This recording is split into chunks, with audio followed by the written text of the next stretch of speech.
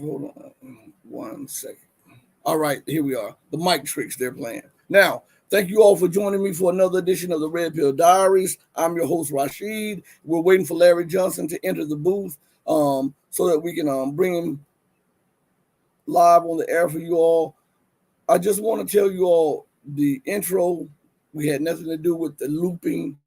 And on my end, it was looping. I don't know how it was on your end, but it was looping on my end, and my microphone stayed stuck. This is not, and I have to put it out there, this was not YouTube. This was StreamYard, okay? This was StreamYard. I know because I'm looking at the StreamYard dashboard, and it was happening just a little bit prior to the live. Things were freezing on the StreamYard dashboard. And it has just informed me that it's not streaming over on Rumble. So I want to apologize to each and everybody. But charge it to my head and not to my heart. We'll get into some news, and hopefully Larry will be on shortly. Now, until we get Larry, let's just talk about a few things that's in the news, okay? I was just looking at RT.com, and it's amazing that this article is out there because I was watching something that was in the news yesterday about this coup that took place in Niger. And I'll be reading part of this article with you all for the first time. I just clicked on it. I saw it on RT. And the title of the article is Foreign Military Meddling Expedited Niger Coup, Analysts Say. And it reads like this: among the true aggravating factors, Bodo Wakil explains, was the deployment of overseas troops incapable of combating terrorism. The current government takeover in Niger stems from a leadership problem that cannot be resolved by simply condemning the parties involved or by foreign military intervention. Soldiers in Niamey claim to have ousted Niger's democratically elected president, declaring late Wednesday on state television that the government had been dissolved due to the country's deteriorating security. The West African country's presidency announced that some members of President Mohamed Bazoum's security detail, who were reported to have detained the leader, have engaged in an anti-Republican movement. Now, I can read more of that, but listen. Remember the show that I was doing with you all? I believe it was either the last show or the show before last, and I was telling you about how the Western world continues to talk about democracy and freedom and continue to talk about territorial sovereignty and independence of nations. And we hear this ad nauseum when concerning Ukraine. And not a peep do we hear from them when it concerns African, Latin American, Middle Eastern, Eurasian, and Europe and Asian nations. Not a peep do we hear this, okay? Why aren't we hearing this in the mainstream media? There are a few things. First of all, it's an African nation. Second of all, it's a strategic nation for Western dominance. Third of all, the Western nations have a hand in what is going on in the country. You understand that the West has to keep Asia, Eurasia, Eastern Europe, the Middle East, Latin America, and African nations in chaos. Do you understand that? Do you understand that they have to use divide and conquer tactics so that they can remain supreme and continue to pillage the earth? Do you know that they need the resources of Eurasia, Africa, Asia, the Middle East, Latin America, and to a certain extent, Eastern Europe, which is Ukraine, right? They need the resources there. They need the farm, the agriculture there. They need that because main Western Europe produces little to nothing when it comes to resources and agriculture. This is very important, okay? If I can keep you destabilized, and if I can keep you focusing on the problems at your door and keep a house divided, I can come in and talk peace by arming one side, financing another side, keeping you in disagreement while I siphon off the mineral wealth and the riches and the brain power to keep the garden and to keep the Western world afloat. This has everything to do with U.S. dollar hegemony and Western supremacy. And Niger, I think it was in Niger. Yeah, Niger is just another cog in this quest for total domination. Now, let me say this also. I'm looking for Larry to come on. Matter of fact, give me a second. Let me hit him up real quick. Everybody, hold on 1 second.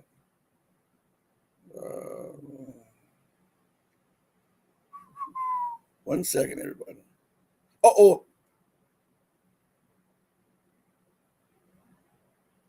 Link. Okay, link. He's waiting for the link. I sent him a link. Okay, I'll send him a link again. Let's see. Give me a second, everybody. Screen. I got to send him another link. I got to pull up this link. Link. Studio. All right, let's go back.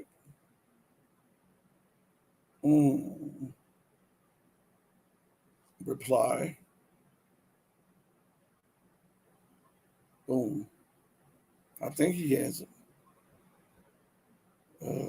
Let me see. Hold on 1 second. Let me see. Because I want to make sure that it made it to him. Let's try it again.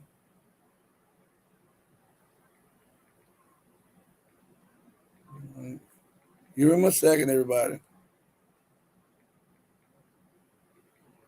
Oh, no, I don't understand. Well, I do understand. They continue to bother my everything. Come on. Paste. Make sure he gets it again. Send. I sent it to him twice to make sure he gets it. So, again,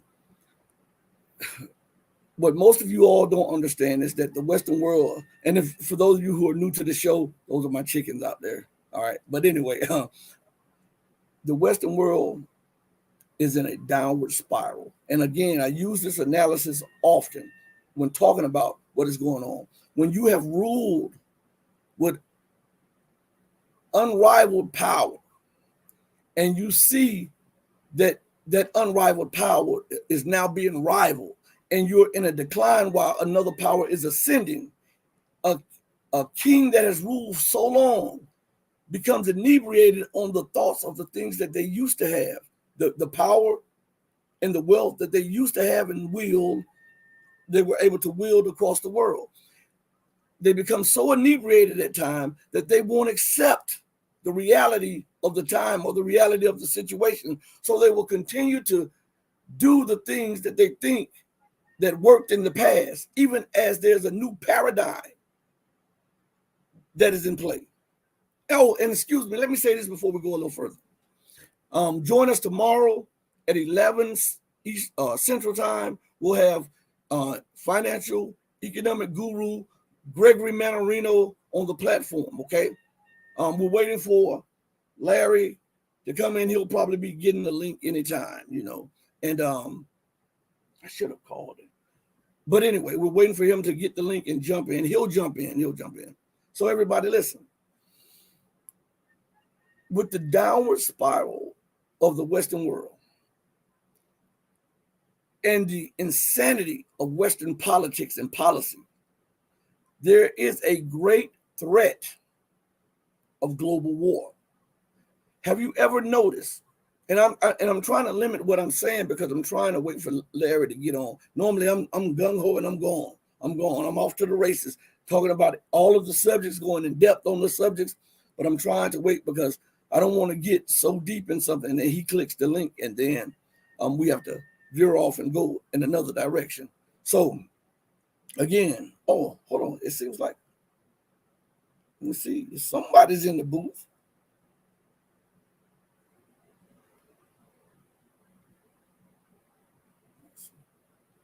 I lost the link. Maybe they'll try back. Maybe that was him in the booth. Anyway, you see what I mean? So you get distracted. So I'm waiting for this. But anyway, Let's go to something as we wait for Larry to get the link. Hold on 1 second. Let me make sure. All right. All right, so here we are. And again, with the Western world collapsing and in decline and being rulers so long, it causes a collision. Think about this. As I often say on this program, science will bear me witness to this, that with every action, there's an equal or greater reaction. And so now you have two immovable forces, right, colliding. One of the forces have to give. Well, America and the West are not the America and the West that they were 20 years ago. China and Russia and the global South and the global East are not the nations that they were 20 years ago. America does not enjoy unrivaled hegemonic power as she once did, unrivaled economic power as she once did, unrivaled technological power as she once did. When we talk on the tech scene, we see North Korea, we see China, we see Russia, and now even Iran has announced that they have hypersonic weapons, a weapon system that neither the United States nor her European NATO allies have acquired yet. Now we're talking about, I want you to know the significance of this. This in itself should show you that there's a major change underway. Remember 20 years ago, America was almost always first with new weapons suites, right? She was almost always first. Oh, here's Larry right here. He's in the booth. He's in the booth, everybody. I know you guys are tired of me talking. I got to bring my guy on immediately. And hopefully we don't have any funny business with the StreamYard. Let's see if they're going to bring him. I'm good. My guy? Good. Sorry, Right, I didn't. For some reason, the link, I had the wrong link or something. So. Oh, it's okay, Larry. Let's get right into it, Larry. What is going on with this Joe Biden, Hunter Biden fiasco that we're seeing playing out in the media, and what does this say about the inefficiency and the lunacy of American politics today? Well, we're coming up on August. August starts next Tuesday, I think, and every year going back as far as I can remember, there's always some sort of big story that breaks in August and dominates the headlines, attracts the focus of people. Remember, Trump was the impeachment of Trump came in August. So I suspect what we're getting ready to see is the collapse of the Biden presidency. This up to this point, he was considered, I guess, a useful tool, but now I think he's become expendable because things are not going well in Ukraine.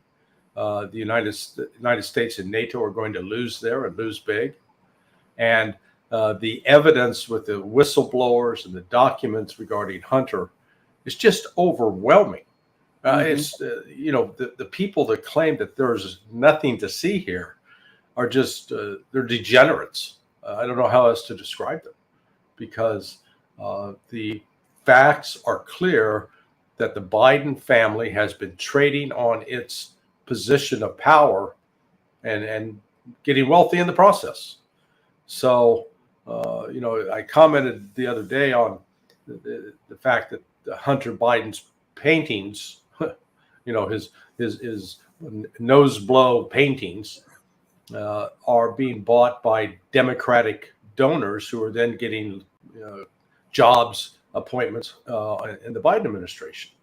Well, it's not new that large political people who make large contributions in cash get political jobs and get the nice spots, like maybe ambassador to the Vatican or ambassador to Germany or London. But what's different in this case is those previous instances when someone's giving $1 million to George W. Bush or $1 million to Barack Obama, it's going into the political side of the accounts. In this case with Hunter and his dad, the money's going to Hunter, and then he cuts off 10% for the big guy, and it's going to enrich them personally. So this is like a new level of corruption that we're seeing. So what about this prosecution of Donald Trump?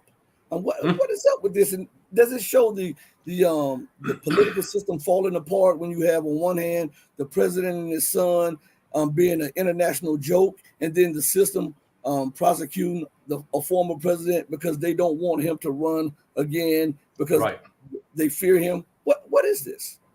Yeah, this is political prosecution and persecution on a scale that we've never seen in the United States. This is the kind of show trial that they used to do in communist China or in the Soviet Union under the rule of Stalin or under Adolf Hitler. I mean, it's literally that bad where they're desperate to try to find something to destroy Donald Trump. And the reason they want to destroy Trump is he represents an existential threat to the system of corruption that now is the foundation of Washington, D.C. across the board. It's not Democrat, it's not Republican, it's bipartisan, this scale of corruption. So now I'm trying to get this, and maybe you can help me understand this because you've been a CIA analyst. Now, why is the president who has the former president who had the prerogative when he was in office to classify or declassify information at will, why is he being prosecuted? But at the time, the current president, who was the vice president, had classified information in his house, but he's not being prosecuted and is not being pushed in the news. I mean, what is going on here? Yeah, no, you summed it up perfectly. This is the entire system of classification resides in the executive of the head of the executive branch of government. That is the president. There's nobody higher. There's no committee on classification. There's no group of bureaucrats that get to make the decision, thumb up or thumb down. That power resides uniquely with the president. And the president has the authority to classify and declassify. Donald Trump is trying to fabricate a charge that he took classified information and didn't properly declassify it. That's just nonsense. But that's what they're trying to do to him. And as you also correctly noted, there's no way that either Mike Pence or Joe Biden as vice president should have had classified material in their possession after they left office.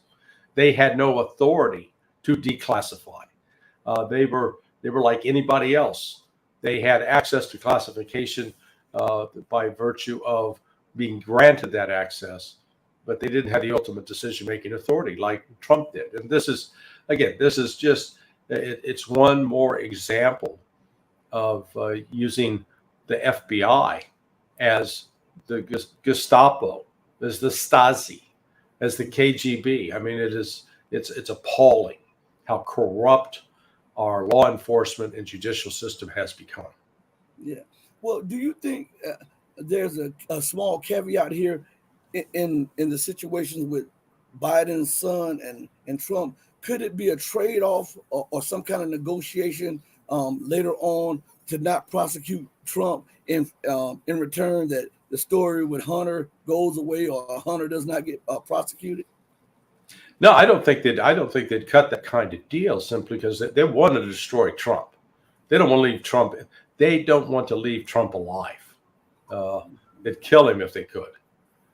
So they have enough confidence in getting away with virtual murder over the years that, this is one more example where Hunter will be allowed to escape. I hope it's not the case. That there isn't enough whistleblowers have come forward and supplied documents, and there'll be additional testimony, I think, today from Devin Archer and from others who are Hunter's business partners that they're flipping on him. They're telling the truth. It just remains to be seen whether our Department of Justice is going to live up to its name. Mhm. And now switching over to the Ukrainian situation, what do you think is going on with Wagner, Russia, Belarus? I mean, what is this thing? Because they keep us guessing on every end. Was that a orchestrated coup attempt? Was that a real coup attempt? I mean, what is going on here? I think the West is getting played by Russia.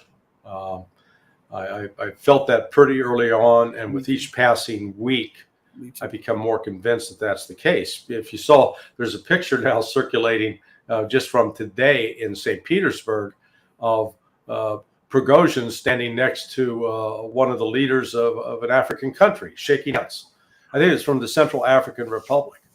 So, you know, if he had really tried sincerely to topple the top generals, I don't think he'd be walking around. Remember that the West can't keep its story straight. We're told on the one hand that Vladimir Putin is a ruthless, murdering authoritarian, and that anybody that crosses him, he will make sure they die. He'll go send poison with radioactive material, slit their throats, push them out of that's Putin, right? But now we have Prigozhin, who supposedly tried to carry out a military coup, a mutiny, and he's walking around. He's meeting with Putin. He's not getting pushed out a window. He's not getting run over by a truck. So I think it's important to understand that you can't interpret what Prigozhin's doing without understanding the fact that Prigozhin's role with the Wagner group was a creation of Russian military intelligence. In other words, Prigozhin is I think he's an intelligence asset for Russia. He performs a variety of roles. For example, he was also linked as the head of the Internet Research Agency, IRA. Well, what is the IRA? They were involved in running information operations overseas, psychological warfare. Putting out that kind of information is an intelligence activity. Well, Prigozhin was involved with that, at least the ostensible figurehead. And then with the Wagner group, Prigozhin has zero military experience. He's lucky that he knows which end of the rifle the bullet comes out. And so when Wagner was created, set up, it was done by the Russian government as a way to have, let's call it, a mercenary group that would not necessarily be directly tied to the Russian government. It could be always passed off as an independent operating organization, much like Blackwater or Triple Canopy, a couple of paramilitary organizations in the United States that were set up at the outset of the war in Iraq in 2003. So Prigozhin, I don't know if he was sent to the West as bait to say, "Hey guys, I'm really unhappy with my bosses." He was doing a Luca Brasi from The Godfather. Going to see the Salasso. Say, I'm not necessarily happy with the Don. I want to come over to your side. What is clear is that Prigozhin met sometime in fall of 2022 with Ukrainian intelligence and British intelligence in Africa. And I think it was there that this plot began for him to defect, for him to lead a coup. And over the ensuing months, we started seeing intelligence come out from remember the Discord leaks, that young airman up in Massachusetts that put all that information out on the internet, supposedly. That within there, we learned that Prigozhin had passed intelligence to NATO about the location of Russian troops, which sounds very damning, like, oh my God, how could he do that? That's betraying his country. Well, in the intelligence business, if you're trying to establish someone's bona fides, you're going to allow them to pass what appears to be sensitive intelligence information, but you know that it's not going to damage your position. So in this case, the Russians knew full well that NATO and the Americans, by virtue of their satellites and drones and fixed-wing reconnaissance aircraft, knew exactly where Russian troops were located. But they gave Yevgeny Prigozhin that information to pass to the Americans and to the Brits to convince them that, oh man, he's on the level. He's given us this top secret information about troop locations. And the Russians knew all along that the U.S. knew where those troops are located. So I think what happened is you got to look at the timing of all this as well. Prigozhin launched that mutiny on the 24th of June, and that was it coincided with the end of a major NATO military exercise. Mm-hmm. I don't think that was a coincidence. I think that part of the planning in all this was leaving open the possibility that if Prigozhin succeeded, that NATO air assets could come in to Russia to assist him. Now, with any sort of, when you stage something like this, you're not going to tell everybody up and down the line, hey, this is not for real. The guys below Prigozhin actually believed it was real, and that's why I think it was an unforced error, and that some of his troops shot down and killed some Russian air crews because they thought it was the real deal. But it was nipped in the bud so quickly because the units of the Akhmat battalion, they were already alerted and in place. Prigozhin actually had no viable plan for moving 3,000 guys from Rostov-on-Don up to Moscow, which is 720-mile trip, I believe, over land. He had no air assets to deploy troops. So, and what you saw in the West was a fervent belief. They really thought they had this guy. They thought he was their guy, and turns out Prigozhin wasn't. So, since then we've seen Prigozhin's. He's showing up like that character, children's book character. Where's Waldo? Man, he's here, he's there, or Forrest Gump. He's there. He's in all these key positions right now. Mm-hmm. So right now he's in St. Petersburg, and then previously he was in Belarus, and his troops are training. The Wagner group's training Belarusian forces. So it's. I think ultimately what it is, he's an intelligence asset being used to troll the West. I think it's that simple. Yeah, because I always took that perspective, and especially as I read some of your articles on Sonar 21. Everybody go to Sonar 21. You got to check out. Hey, it's top notch. And I was saying to myself, well, where would the fuel come from for this long trot to Moscow? Yeah, and open road in the most powerful air defense. I mean, this nation has the most powerful air defenses and in the world. Plus, it has bombers, warplanes. And there were none. Excuse me. Trip. Bless you. So, it didn't make a lot of sense to me. How was he planning on taking Moscow without air support, air assistance, or whatever like that?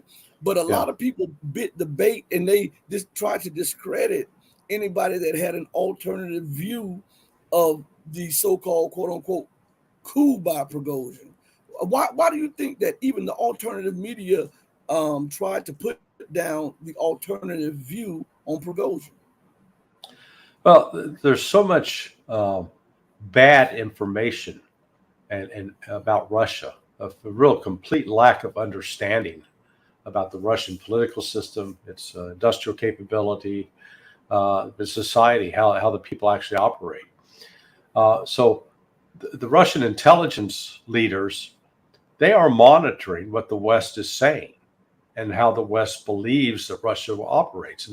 And they've come to understand that leaders across the board genuinely believe that Vladimir Putin is weak, that he's beset by coup plotters right and left, that the government's very fragile, that all it needs is just a little push and it's going to collapse in a house of cards, that there's no popular support for Putin. So, if you're Russian intelligence, think of it like fishing. You got to figure out what the fish are biting on. So what bait do you need to use? And so they go, boy, the West wants to believe that there's a guy that's so prominent like Prigozhin that he's willing to turn on Putin. All right, let's put that big fat piece of bait out there. And man, like a bunch of hungry bass, the West snapped on it and bought it. Hook, line, and sinker, as the saying goes.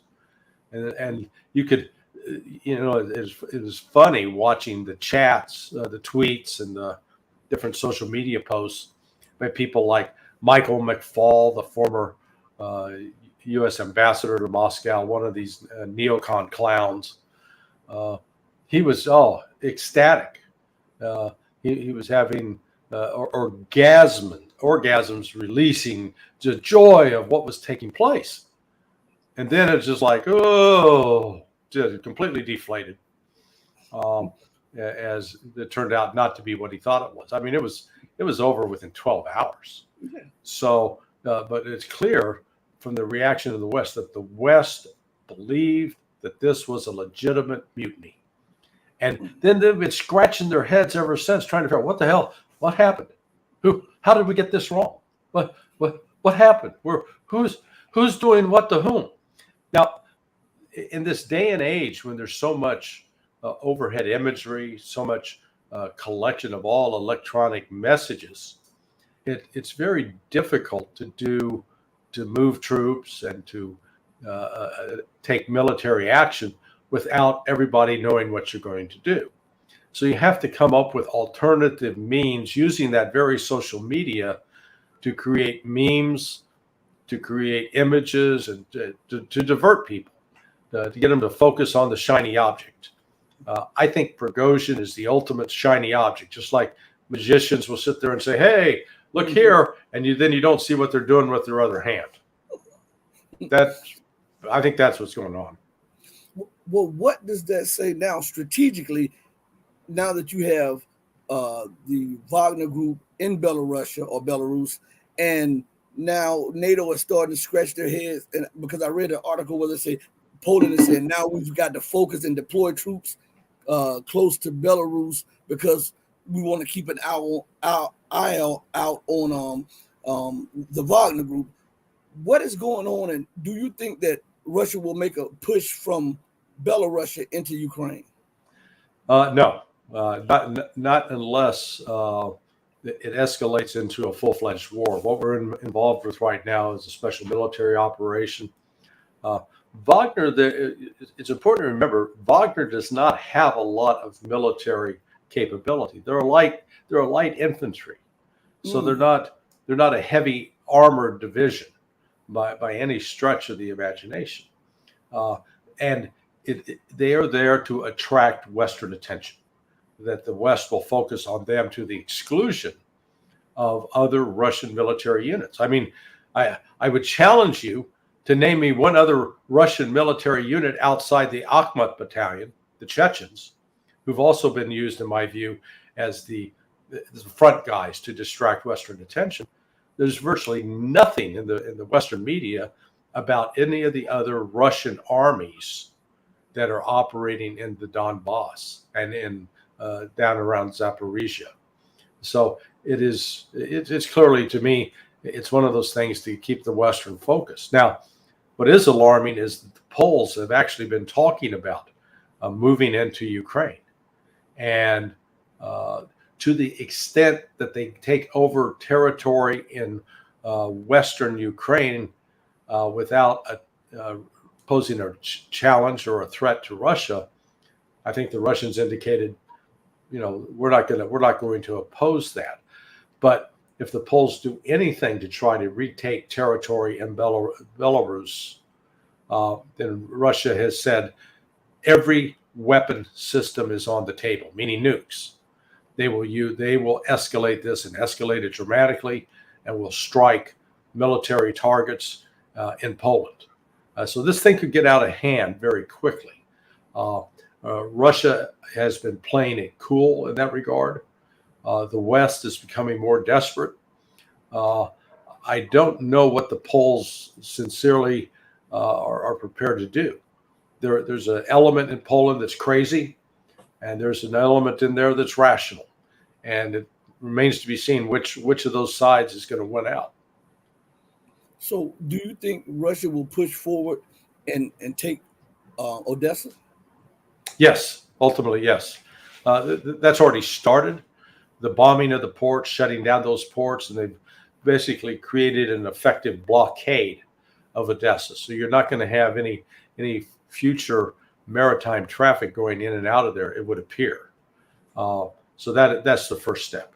But the historic relationship of Odessa with Russia, this predates the rise of the Soviet Union. This goes back hundreds of years, and the Russians are not going to let these neo-Nazi thugs that are comprised the Ukrainian government to remain there and to stay in power. Mm-hmm. Now, I want to say for everybody who's listening and who will listen, that Larry gave us some time. He's a very, very busy man, this guy, and he just made a little time for us, and we really appreciate it. Larry, I want to ask you one more question before I let you go, because I know you have so many things to do, man. But I'm just blessed that you say, "Hey, I got you, man." I always got time for you, Rashid. I appreciate that. So where are we standing with NATO and Russia? And does it look like things will escalate? That's what I'm talking about, because it seems like America continues to ignore Russia's red lines. I think what we're starting to see is NATO is trying to figure out how to disengage and walk away from Ukraine. So I saw one of the British commentators has been one of the most enthusiastic cheerleaders, insisting, "Oh, Ukraine's winning, Russia's losing," that kind of nonsense. He was on Sky News yesterday, I believe, and he's going, "Boy, well, things aren't going well in Ukraine, and we don't know what Ukraine's got everything they need. They've got all the best weapons, they've got all the best equipment and ammunition, and they've got all the best training we could give them, and they're not succeeding." So the unstated message was, Ukraine, it's Ukraine's fault. And you've seen that message start to pop up both in the United States and in the United Kingdom and in Germany. People are saying, the Ukraine failed to take advantage of all the great opportunity that the West gave it. So the blame game has started. And when you start the blame game, that lets you know you're coming to the end. The other element in this is the Germans leaked to a German military assessment of the campaign was leaked. And again, pinning the blame on Ukraine. Now, to be fair to President Zelensky and General Zaluzhny, they have been critical of late of the Western aid, noting that the West was pressuring them to launch this offensive, and they did not have air power, and they did not have adequate air defense and mobile artillery. Very fair comment. That's absolutely right. There's no way the Ukrainian counteroffensive could succeed without combat air that can provide close air support, without helicopters that can also provide close air support, without mobile artillery, mobile air defense. None of that was provided. And despite, they gave them tanks. Well, those are like bullet magnets or mine magnets now. They're blowing up right and left. So this offensive, it's gonna peter out, and it's gonna bleed out actually, because the casualties Ukraine is suffering are just catastrophic on a scale that was nothing compared to what happened last year. It is far greater. So you can't continue to lose that volume of men and equipment because there is not a production pipeline in the West that's cranking out more men and equipment for Ukraine to use, particularly on the manpower front. Just because you can put somebody in a uniform doesn't mean that they're actually prepared to fight and operate on the battlefield. Right. And so that, that process of transforming a recruit into a marginally competent soldier on the battlefield, you're talking roughly 18 to 24 months. Ukraine doesn't have 18 to 24 months. And yet you see Russia has been doing just the opposite. They started that special military operation with they didn't have enough troops. And I think they initially calculated, and may have miscalculated, that they could pull it all off with a force of 150,000, roughly. Didn't happen. So they went back to the drawing board. They called up reserves, 300,000. They've stepped up recruitment. They've had more and more young men are signing up and joining the military. So they've already got troops that have been in training now for 8 months. And so they've got the kinds of training cycles in place that they can build up, if you will, replacement forces in the event that they get into a big blowout with NATO. They will have the manpower, trained manpower to put forward. But that's not the case with Ukraine. There, lots of videos showing up on Telegram channels in particular of guys as old as me who said, I was on my way to work and these military guys grabbed me, threw me in a van. Next thing you know, I'm wearing a uniform and they shipped me to the front. So these are, they're not bringing out the young and the healthy and the ones capable of being bad to their bodies and not suffering the next day for it. They got a bunch of old codgers out there and they're dying. And it's very, very tragic. So will there be, we're closing out with this, will there be a Ukraine after this special military operation? There will not be the Ukraine that existed prior to February 2022. And there may not be a Ukraine at all. Frankly, it's lost its key economic resources to exist as a viable nation. What's so bizarre about this entire affair is that Ukraine, when it was intact, was the number 4 country in the world, ranked number 4 in the world in terms of natural resources, including rare earth minerals, salt, nickel, aluminum. I mean, just vast quantities of potential quantities of oil and gas as well. Yet it was the poorest nation in Europe. Now, how does that happen if you've got all these natural resources, but you're not able to convert it into wealth that makes the population wealthy? It means it was through corrupt activity. And in fact, the oligarchs in Ukraine were collaborating with the oligarchs in Europe and the United States. And Ukraine was effectively being raped. So in the aftermath, when Putin and the Russians are finished, I am certain that they will control all territory east of the Dnieper River and down to and including Odessa. Well, that means Ukraine will have very, very limited access to the Black Sea. And so it will no longer have a major port from which to ship goods in and out. They'll be dependent upon Russia. So that alone right there limits their ability to grow economically. So I think it's, one possible outcome in the next 2 or 3 months is a military coup in Ukraine, that the military leaders will be fed up with what they view as the West abandoning them and Zelensky stealing so much of the wealth for himself. It's not going to be a stable political situation, is what I'm saying. Wow. Well, on that note, thank you, Larry, for joining us and giving us a little intel drop. I'll send you the link to the show in about 5 to 10 minutes after the show goes off. That'll be great. And my apologies again for not finding the link. It's all good. I'm just glad you came. Hey, be blessed and be safe, man. Thank you, my friend. Bye. All right.